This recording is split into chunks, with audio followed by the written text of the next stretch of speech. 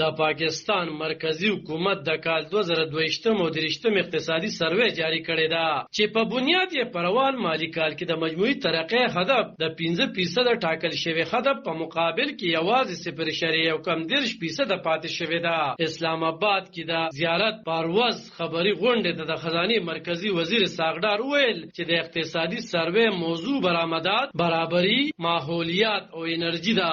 د کال 2022 او 23 اقتصادي سروې څخه ښکاره شوی چې په مالی کال 2022 او 23 کې د اقتصاد په یو څانګه کې هم وده نه ده شوې. د خزانه مرکزی وزیر د دې سبب ویجاړونکي سیلاب، سیاسي عدم استحکام او د روس یوکرین جنگ ښودلی دی. د سروې ریپورت ترمه په سږکال کې وده د ټاکل شوي 3.9% هدف په ځای 1.55% شوې ده.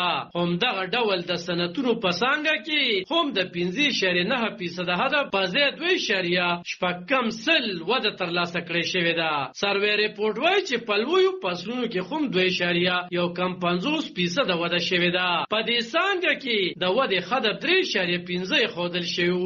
د سروې ریپورت ترمه د لایوسټاک یا مالدارۍ په څانګه کې ترقۍ 3.2 ترلاسه کړې شوې ده، خو دا هدف 3.7% ټاکل شوی و. د فشریز یا ماهیګیري په څانګه کې 1.4 وده شوې ده. دا هدف 4.1% مقرر کړی شوی و.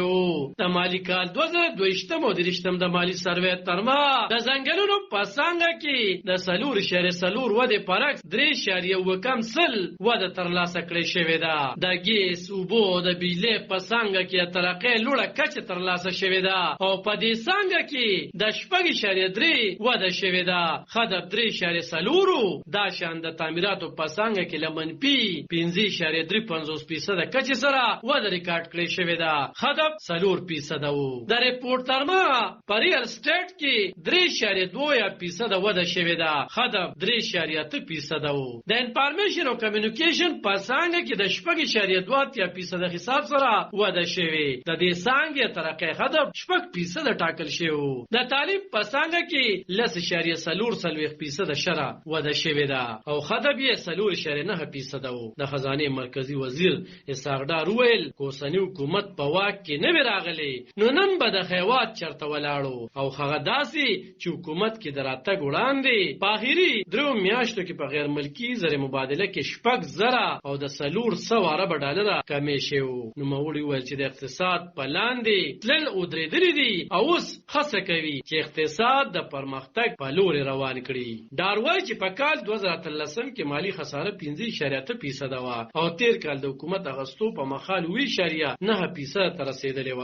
دوی ویل چې کال 2013 کې د سرکاري قرض کچه د مجموعي قومي آمدن 3.1% و چې اوس 3% ته ختلې دي. وایي چې دا لویه اضافه ده. اقتصادي سروې کلیز دستاویز وی چې حکومت یې هر کال د بجټ څخه یو ورځ مخکې وړاندې کوي. دا د خیوات د معاشي صورتحال احاطه کوي او د هغې خدوخال پکې وړاندې کیږي. عالم خان شیرپو دلبر نیوز 400 د پاکستان